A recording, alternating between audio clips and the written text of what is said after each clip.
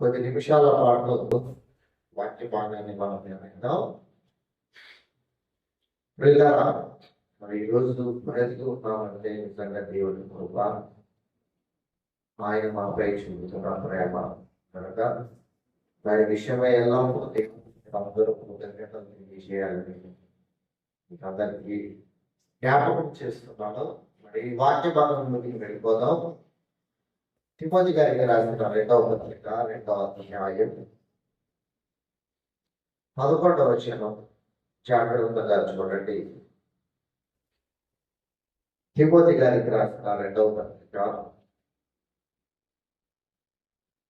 పౌలు గారికి ప్రేమ కుమారుడు, దేవుని పనిలో చేత పనివాడైన తిమోతి గారికి రాస్తూ 2వ అధ్యాయం 11వ వచనంలో పౌలు గారు తన ప్రేమ కుమారుడికి జాగ్రత్తలు తెలియజేస్తూ ఒకదానిపై ఆయనకు ఎంత నమ్మకం అనేది ఉండాలో ఆయన మనకు వివరిస్తున్నట్లుగా కనిపిస్తుంది. చూడండి, ఇక్కడ 11వ అధ్యాయం చదువుకుందాం. తిమోతి గారికి రాసిన పౌలు గారి 2వ పత్రిక 2వ అధ్యాయం 11వ వచనంలో ఈ మాట నమ్మదగినది అంటూ 12వ వచనంలో ఈ మాట నమ్మదగినది ఏదనగా మనం ఆయనతో కూడా చనిపోయిన వారమైతే ఆయనను కూడా సహించిన వారమైతే ఆయనతో కూడా ఎదుగుదుము, ఆయనను ఎరుగమంటే మనలను ఆయన ఎరుగలను. పౌలు గారు తన కుమారుడైన తిమోతి గారికి ఈ మాటలు జ్ఞాపకం చేస్తూ ఈ మాట నమ్మదగినది అంటున్నాడు. ఎందుకు ఆ మాట మాట్లాడాలి ఆలోచించాడు ఒకసారి. ఈ మాట నమ్మదగినది.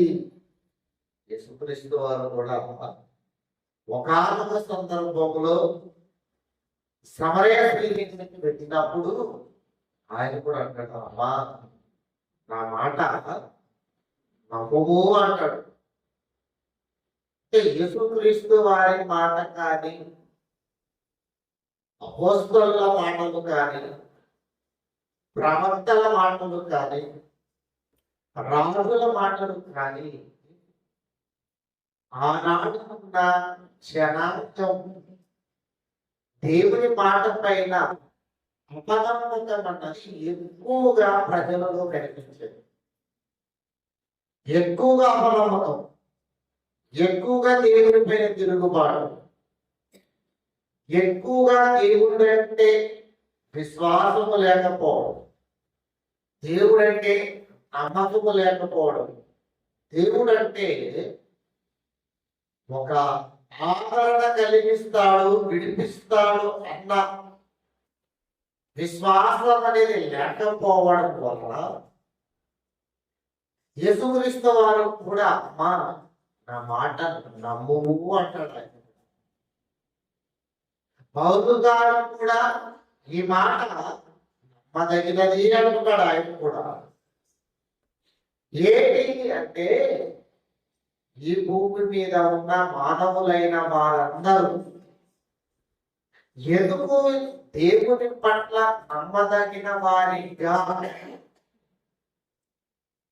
దేవుని మీద నమ్మకాన్ని కలిగిన వారిగా లేకున్నట్టుగా, దేవుడంటే అవసరాలకే అన్నట్టుగా ఉన్నవారు ప్రజలు కనిపిస్తున్నారు అనేక సమాజం.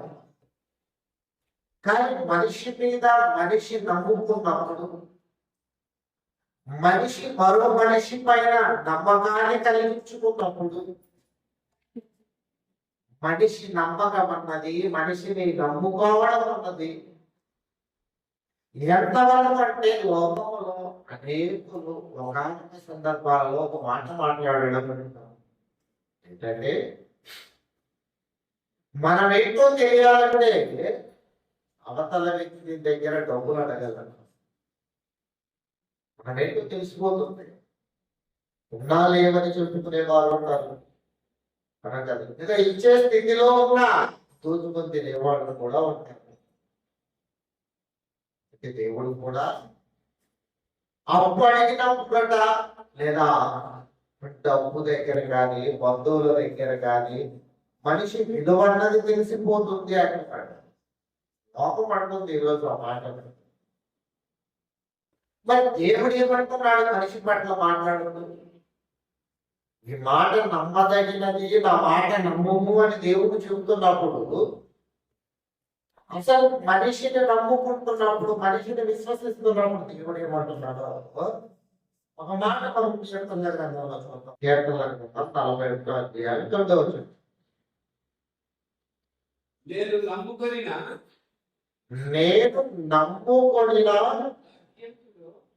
నా మిత్రుడైన, ఎవరంటే నేను నమ్ముకొనిన నా మిత్రుడైన, నా మిత్రుడు నా ఇంట భోజనము చేసిన వాడు. ఈరోజు మనిషి పైన మనకు కొందరి మీద నమ్మకాలు ఉంటాయి. ప్రాణ స్నేహితుడు అండి అని ఉంటారు. రామతో బంధువు అంటే అంటూ ఉంటారు, లేదా నా రక్త బంధువు అండి అని మాట్లాడుతూ ఉంటారు.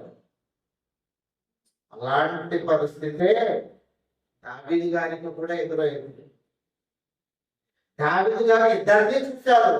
ఒకటి, తన కొరకు ప్రాణాలను అర్పించిన, తన మీద ప్రేమ పెట్టుకునిన యోనాతానుని, ప్రేమ గల స్నేహితుడిని చూశాడు. తర్వాత తనతో పాటు ఉండి, తనతో పాటు భోజనము చేసి, తన ప్రాణము వంటి వాడైన హితుడు అంటే స్నేహితుడు, బంధువు అంటున్నాడు. చూడండి, నేను నమ్ముకొని నా హితుడు భోజనము చేసిన వాడు ఎలా ఉన్నాడండి? ఎలా ఉన్నాడు అంటున్నాడు ఆయన. నన్ను కన్నుటకై, మడిమే అంటే కాలు అని అర్థం అక్కడ. ఎందుకంటే మడిమే అంటే ఏదో అనుకుంటారు. ఆయన ఏం చేశాడంటే తమ్మడానికి, కొట్టడానికి అనలేదంటే మళ్ళా తమ్మడానికే. ఈరోజు లేదా ఇలాంటి వాళ్ళ సమాజంలో మన మధ్యన మనం నమ్ముకున్న వాళ్ళు, మనము నమ్మకం కలిగి, వాళ్ళ పట్ల విశ్వాసం కలిగి, ప్రేమను కనబరిచినప్పుడు వారు మనకు మేలు చేసినా, మేము చేయకపోయినా, కీడు చేసినా, మనము ప్రేమను చూపించినా కూడా వారిలో వారి తత్వం ఎలాంటి ఉంటుంది అంటున్నాడంటే ఆయన. నన్ను తన్నుటకై కాలు లేపాడు, తన బడి మీద ఎక్కాడు. అప్పుడు దావీదు గారికి అర్థమైపోయింది. దావీదు గారికి అర్థమైపోయింది. ఏ బాధం అయిపోయింది దానికి? నేను మనిషిని ఎంత ప్రేమించినా కూడా, నా ప్రాణ స్నేహితుడైనా, నాతో భోజనము చేసిన వాడైనా, నాతో ఉన్నవాడైనా ఎవరికి ఎలా మారిపోయాడంటే నన్నే పన్నడానికి లేచిపోయాడు. అప్పుడప్పుడు మనం అంటూ ఉంటాం, నేనే భోజనం పెట్టాను, నేనే పెట్టాను, నేనే అన్ని చేశాను, కానీ నా దగ్గరకు వచ్చేసరికి మాత్రం పక్కన పెట్టేశారు. వారి స్వభావం ఎలాంటిదన్నమాట? ఇదో దావీదు గారి లాంటి స్నేహితుడి స్వభావం. దావీదు గారి లాంటి స్నేహితుడి స్వభావం మనతో కూడా అనేకులు ఉంటారు. ఇలాంటి స్వభావాలు కలిగిన వాళ్ళు లేరు అనడానికి లేదు. మనం మేలు చేసినా, మనము వారి అవసరాలు గురించిన ఇలాంటి వారి చేత వేదనలు పడిన వాళ్ళు లేరంటే దావీదు గారే కాదు, అందరికీ ఇలాంటి ఎదురయ్యాయి.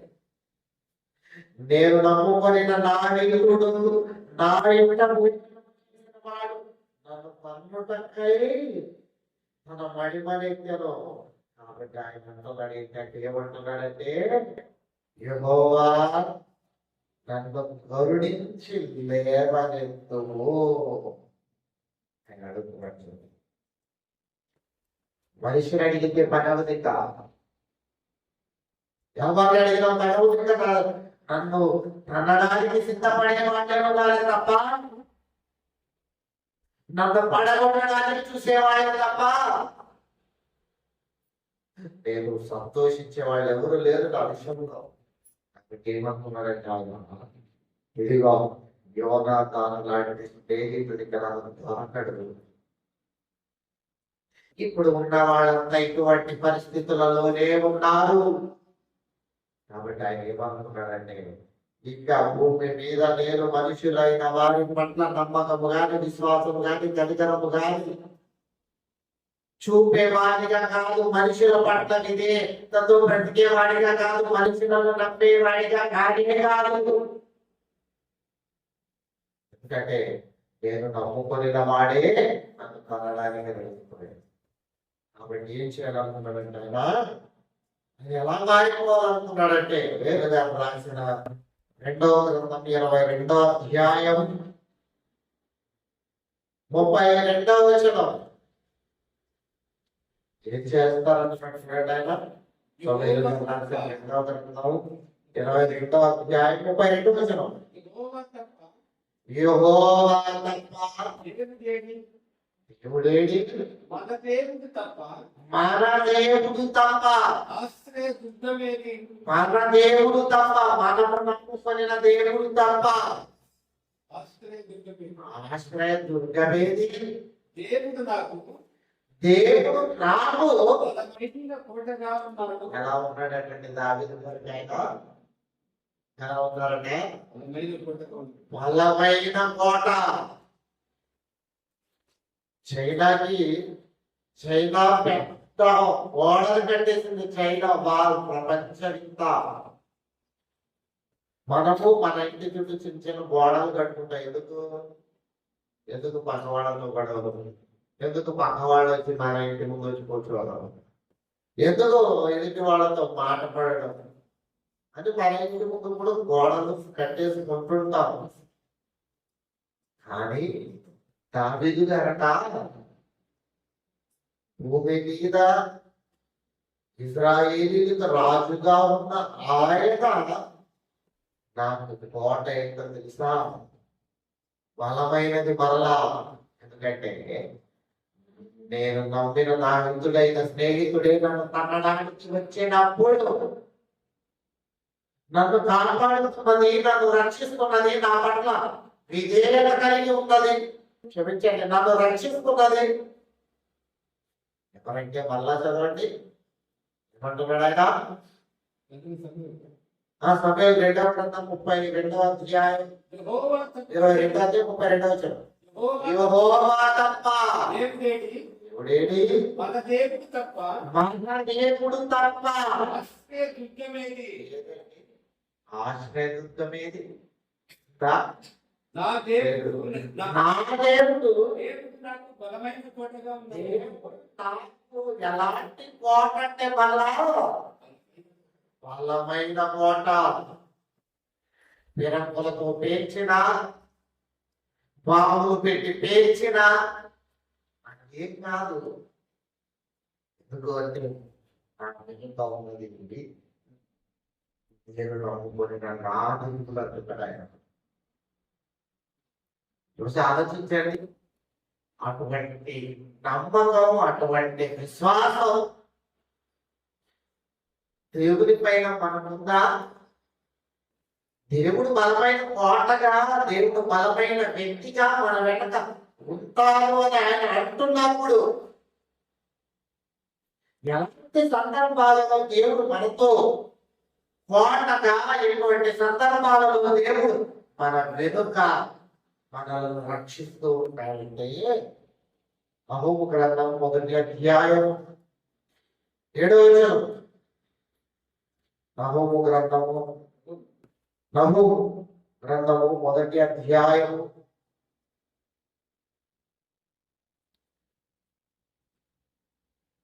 7వ వచనం మొదలుపెట్టి ఏమంటున్నాడు ఆయన?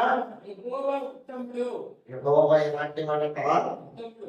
న్యాయం చేసే వ్యక్తి కాదు, అబద్ధాలాడే వ్యక్తి కాదు, మాట ఇచ్చి మాట తప్పే దేవుడు కాదు. మాట ఇచ్చాడా తన కుమారుడైనా చంపేసుకుంటాడు. మాట ఇచ్చాడా జల ప్రళయం రానే రాదిగా. మాట ఇచ్చాడా ఇశ్రాయేలీయుల రాజు ఉండక మారడు. మాట ఇచ్చాడా దేని వరకు ఏదైనా నాటి ఉత్తముడని. యెహోవా యెహోవా ఉత్తముడు.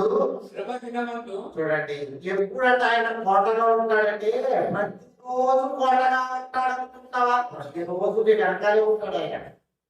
అయితే శ్రమ దినమందు శ్రమ దినమందు ఆయన ఎప్పుడెప్పుడట? శ్రమ దినం. ఎందుకంటే మనం సంతోషంగా ఉన్నప్పుడు దేవుడు మనకు గుర్తురాడు. మనం సంతోషంగా ఉన్నాం అనుకోండి, దేవుడు చాలా తక్కువగా గుర్తొస్తాడు. సహజ మనిషిని సంతోషించే సందర్భాలలో దేవుడు గుర్తే రాడండి. బాధ వచ్చింది అనుకోండి, ఎవరు గుర్తొస్తుంది చెప్పండి? దేవుడే. ఎందుకు? ఆ బాధను తీర్చేది దేవుడు తప్ప మనిషి కానే కాదు. ఇంకా మనిషి బాధపడతాడు, బాధపడుతుంటే సంతోషిస్తాడు. బాగా జరిగిందిలే, వీళ్ళకి ఇలాగే జరగాలి కదా మనిషి అనుకుంటాడు, ఇలాగే ఆలోచిస్తాడు. అది దేవుడు మాత్రం అలా అనుకోడు. ఆయన నేను నన్ను నమ్ముకొని నేనే ఆశ్రయ దుర్గంలా నా పైన ఆధారపడి నా పిల్లలకు అంత క్రైస్తవులైన వారికి అందరికీ శ్రమలు వచ్చాయా, బాధలు వచ్చాయా, ఇబ్బందులు వచ్చాయా, కష్టాలు వచ్చాయా, కన్నీళ్ళు వచ్చాయా, కొద్దిగా చూస్తుంటాడు ఆయన కూడా. ఎందుకంటే ఉంటాడా విడిచిపెట్టిపోతాడా, ఉంటాడా పోతాడా. శ్రమలకు కూడా ఆయన పైన ఆధారపడడం అనుకోండి. ఆయన ఏం చేస్తాడో తెలుసా? శ్రమ దినమందు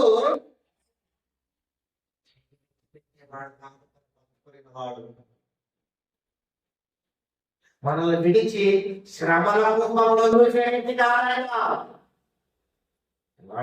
ఏం చేస్తారట? శ్రమ దినమందు ఆయన ఆశ్రయ దుర్గం. ఏంటోనండి బాధలో మునిగిపోయారు, ఏంటోనండి కష్టాల్లో మునిగిపోయారు, ఏంటోనండి బాధలో మునిగిపోయారు అనుకుంటారు. అలాంటి సందర్భాలలో ఏదో ఒక విషయం సంతోషకరమైన మన ఇంట్లో ఖచ్చితంగా చెడిగే ఉంటుందండి. జరగలేదు మీరు అనుకుంటూ ఉంటారు. ఏంటనంటే అందరూ విడిచిపోయారు, ఏంటనంటే అందరు నన్ను వదిలేశారు, ఏంటనంటే నన్ను ఎవరు పట్టించుకోవట్లేదు అనుకుంటారేమో అని మనకు పక్కడున్న సందర్భాలలో, మనుషుల మనల్ని బాధ పెడుతున్న సందర్భాలలో దేవుడు ఏం చేస్తాడో తెలుసా? మనిషి మనలను విడిచి వెళ్ళిపోయినా కూడా శ్రమ వచ్చినప్పుడు, బాధలు వచ్చినప్పుడు, కష్టాలు వచ్చినప్పుడు ఆయన చేతి విడువగా ఉంటాడు. చూడండి, శ్రమ దినమందు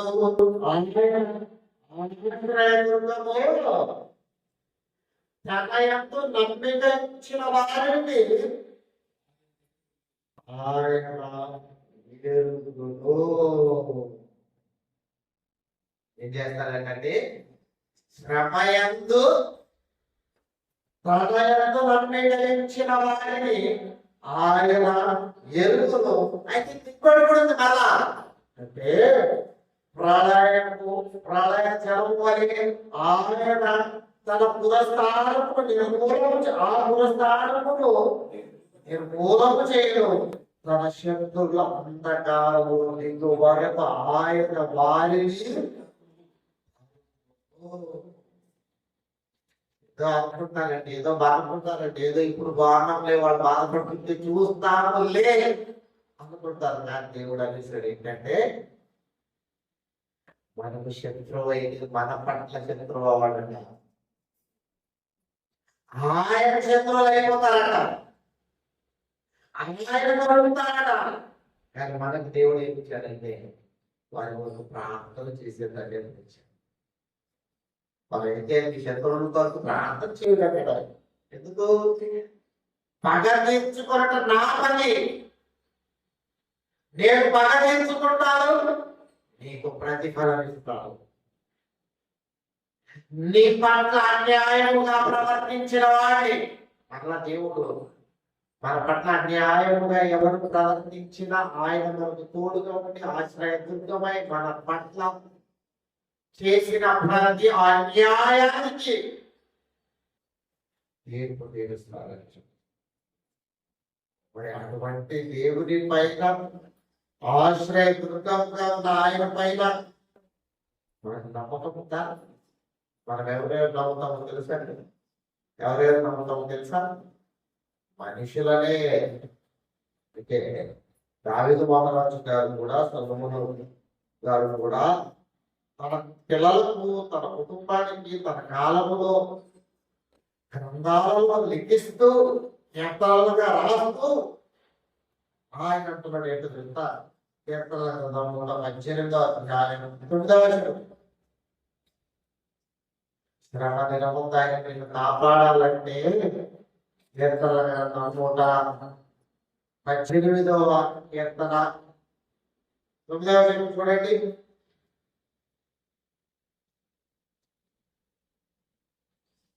రాజులను నమ్ముకొనుట కంటే యెహోవాను ఆశ్రయించుట మేలు. ఎవరినంటే ఎవరంటే రాజు అంటే ఎవరు? మనిషే. రాజు ఎవరు? మనిషే. ఈరోజు మనం ఎవరిని నమ్ముకుంటాము? రాజులను నమ్ముకుంటాం, అధికారులను నమ్ముకుంటాం. అవునా కదా? కానీ ఆయన అంటున్నాడు రాజును కాదు ఆశ్రయించాలట, యెహోవాను ఆశ్రయించుట యెహోవాను ఆశ్రయించుట మేలు. ఎందుకు ఆశ్రయించాలి? ఎందుకు ఆశ్రయించాలి? 8వ వచనం చదవండి. 8వ వచనం. మనుషులను నమ్ముకొనుట కంటే మనుషులను నమ్ముకొనుట కంటే యెహోవాను ఆశ్రయించుట మేలు. యెహోవాను ఆశ్రయించుట, యెహోవాను ఆశ్రయించుట.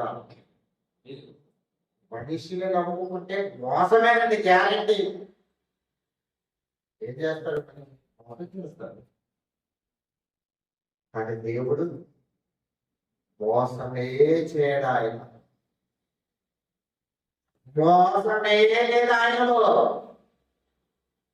అటువంటి ఆయన పైన మనకున్న నమ్మకం ఎంత ఆలోచించండి. కష్టాలలో ఆయనే ఉంటాడు, దుఃఖములో ఆయనే ఉంటాడు, సంతోషంలో దేవుడే ఉంటాడు మనతో. నిన్ను మనిషి విడిచిపెట్టినా కూడా దేవుడు కాపాడుతూనే ఉంటాడు. ఆయన పైన మనకు నమ్మకం ఉందండి. ఆశ్రయం ఉందా దేవుడి పైన? దేవుడి పైన నమ్మకము లేక దేవుడే చేస్తాడు అంటే చెప్పాడు. ఏంటో సామెతలు 10వ అధ్యాయం 29వ వచనం. సామెతల గ్రంథం 10వ అధ్యాయం 29వ వచనం చూడండి. యథార్థవంతుడికి యథార్థంగా దేవుడి దగ్గర ఉన్నావా? దేవుడిపైన ఆధారపడ్డావా? మనుషులను నమ్ముకున్నట కంటే యెహోవాని ఆశ్రయించావా? యథార్థవంతులకు యెహోవా ఏర్పాటు యెహోవా ఏర్పాటు ఆశ్రయ దుర్గం. ఎలాంటిది ఆయన నీకు ఏర్పరచింటాడో నీకు తెలియదు. ఎలాంటిది ఆయన చేసిండో నీకు తెలియదు. ఎందుకంటే నువ్వు ఒకటి అడుగుతావు దేవుడిని, ఆయన నువ్వు అడిగేది అంతకంటే. ఎందుకంటే నిన్ను మనుషులు బాధించినా, మనిషి విడిచిపోయినా నీ చెయ్యి పట్టుకొని నడిపిస్తున్న దేవుడు ఆయన నీ పట్ల ఒక ఏర్పాటు, దానికి యెహోవా ఏర్పాటు ఆశ్రయ దుర్గం. ఆశ్రయ దుర్గం. చదవండి. పాపము చేయు వారికి పాపం చేయు వారికి అది నాశనకరం. ఏది? యెహోవా ఆశ్రయమే. యెహోవా ఆశ్రయ దుర్గమే. పాపము చేయవారికి ఆశ్రయ దుర్గమే ఉరి. నాశనకరం. లోపల పుట్ట. కావడానికి చెప్తాను. భారతదేశంలో చట్ట ప్రకారంగా కత్తి ఉంది. కత్తి దేని కొరకు చేసినది? పంటలు కోసుకోవడానికి, ఆహారాన్ని సమకూర్చుకోవడానికి. అదే కనుక భారతదేశంలో పడిపోతుంది. రెండు విధాలుగా వాడవచ్చు కదండి. దేవుడి ఆశ్రయం కూడా నీవు ఆయన పైన ఆధారపడి యథార్థవంతుడిగా, పరిశుద్ధుడిగా, నిర్దోషిగా బ్రతుకుతూ దేవుడే సమస్తాన్ని చేయగలడు అని నమ్మినంత వరకు నీ శ్రమలలో, నీ సంతోషంలో, నీ బాధలో, నీ యొక్క ఇబ్బందిలో నిన్ను బాధ పెడుతున్న వారి విషయంలో ఆయన నీ చేయి విడవక పడుకునే ఉంటాడు. సంతోషకరమైన అనుగ్రహిస్తూనే ఉంటాడు. ఎప్పుడైతే దేవుని ఏర్పాటునే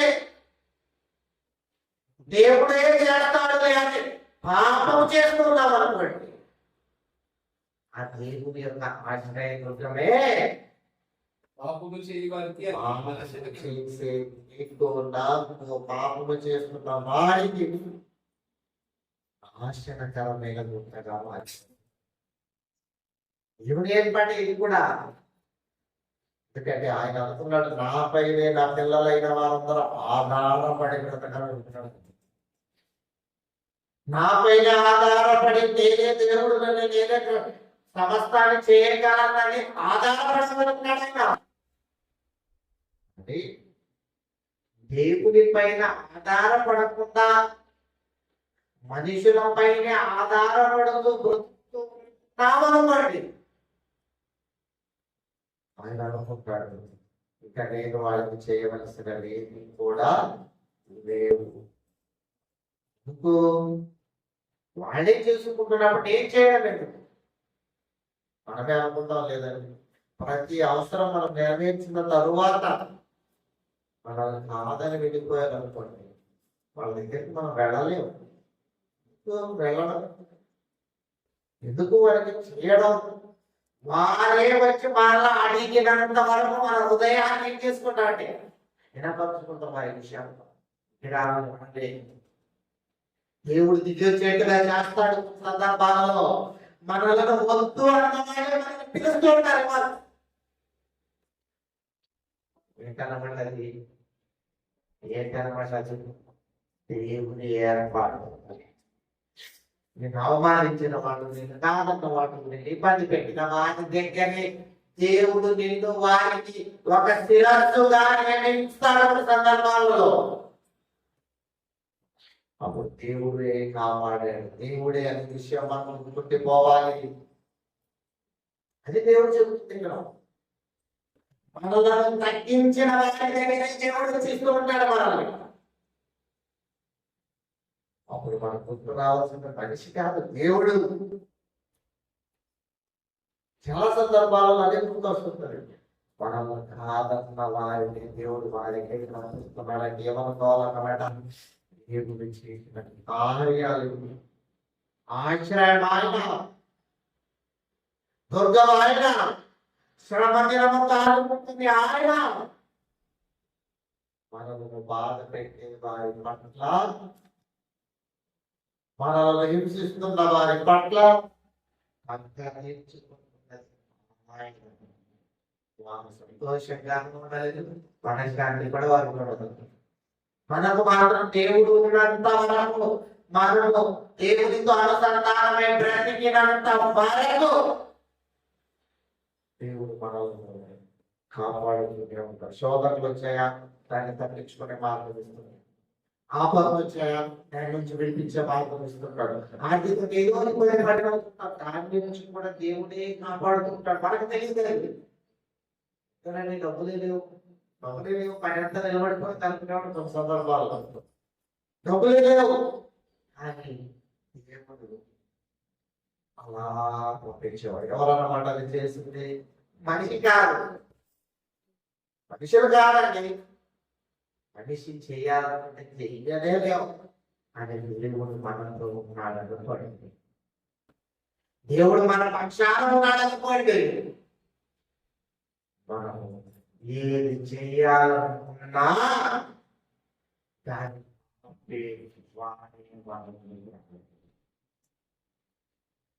దేవుడు మనతో ఉండాలంటే ఇక్కడ కూడా దేవుడు ఒక కండిషన్ పెట్టేది ఏంటంటే, మీరు నా యొద్దకు రండి, నేను వస్తాను, నేనే బాగున్నాను అని ఆయన పెట్టిన రోజు.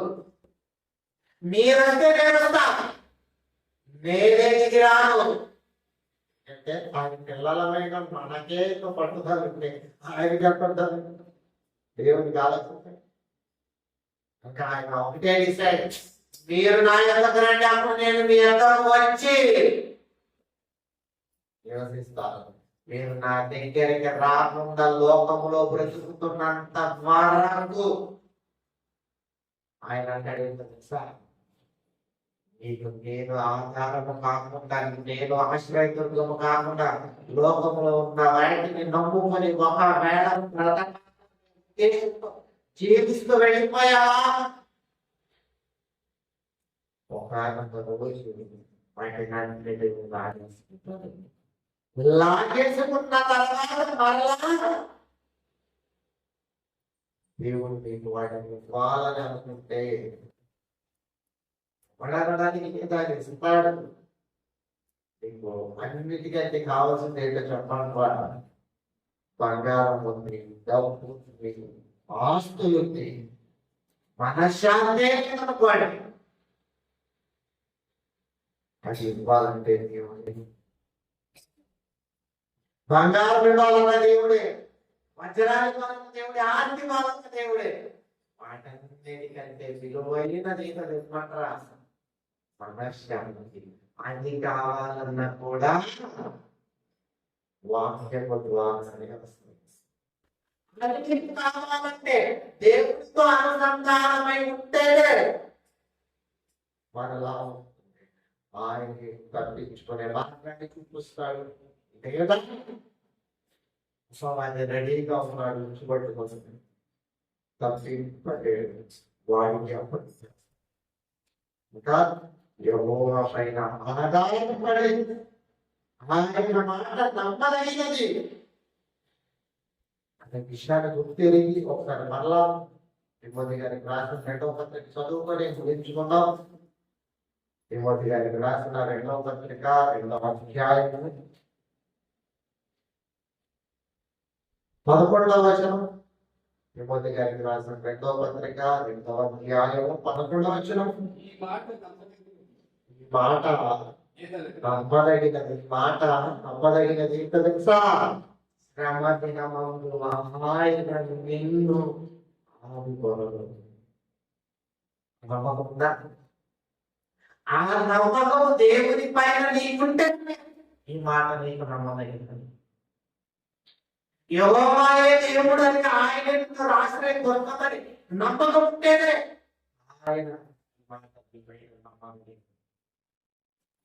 యథార్థ కలిగి జీవిస్తేనే మాట నమ్మదగినది. లేదా ఆయన మాట పైనే నమ్మకం లేకపోతే నాశనమైన ఊరిగా మారే అవకాశాలు కూడా ఉంది కనుక జీవితంలో దేవుని మాట పైన నమ్మకంతో కంటే బదులు అర్పించుట కంటే పొట్టేళ్ల ప్రభు అర్పించుట కంటే మాట వినడమే శ్రేష్టమైనది కనుక దేవుని మాట పైన నమ్మకము కలిగి మనిషిని నమ్ముకున్నా ప్రాణ స్నేహితుడైనా ప్రాణంతో బంధువులైనా ఎంతైనా ఒక సందర్భము చేసని మనల్ని పక్కన పెట్టవచ్చు. కానీ మనము నమ్ముకోయిన దేవుడు నీవు చనిపోయినా కూడా చెయ్యి విడువగా పట్టుకొని ప్రదేశంలో భద్రంగా కాపాడుకోగలడు. అటువంటి దేవుని పైన నమ్మకము కలిగిన వారమై ఉండాలని కోరుకుంటూ ప్రార్థన చేసుకుంటాం. మహాపరిశుద్ధుడా కృపాకరంగా మీ పిల్లలమైన మేము ఇక్కడ ప్రతి ఆదివారం కూడుకుంటున్నామంటే మనుషులను బట్టి కాదు, మీరే మాకు ఆశ్రయమై ఉన్నారని మీ పట్ల నమ్మకముతో బ్రతికేది, మీ పైన ఆధారపడి జీవించేది, మీరే బ్రతికిస్తున్నారని గ్రహించే హృదయాన్ని మేము తెలుసుకోవడానికి ఇక్కడ కూడుకొని మీ పైన ఆధారపడే బ్రతికే జీవితాన్ని మాకు అనుగ్రహించండి తండ్రి. అనేక శ్రమలు మమ్మల్ని చుట్టుకొని ఉన్నాయి, కానీ ఆ శ్రమలలో నేను భయపడాలి.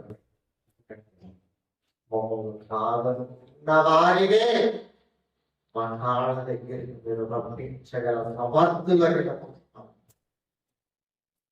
తండ్రి తోడుగా ఉండి నడిపించండి. ఇదిగో తండ్రి ఇక్కడ పిల్లలైన వారికి అందరికీ ఏ అవసరతలైతే అయ్యో ఏ అనారోగ్య పరిస్థితులు అయితే మమ్మల్ని చుట్టుకొని ఉన్నాయో వాటి నుంచి విడిపించి ఆయుష్ను ఆరోగ్యాన్ని జ్ఞానమును ప్రతి అవసరాలను తీర్చమని పెట్టుకుంటూ ఎవరినైనా ఆరాధన కార్యక్రమం అంతట్లో తోడుగా ఉండి నడిపించమని కుమారుడు మా రక్షకుడైన క్రీస్తు వారి ప్రార్థన అడిగి పెట్టుకున్నాం తండ్రి.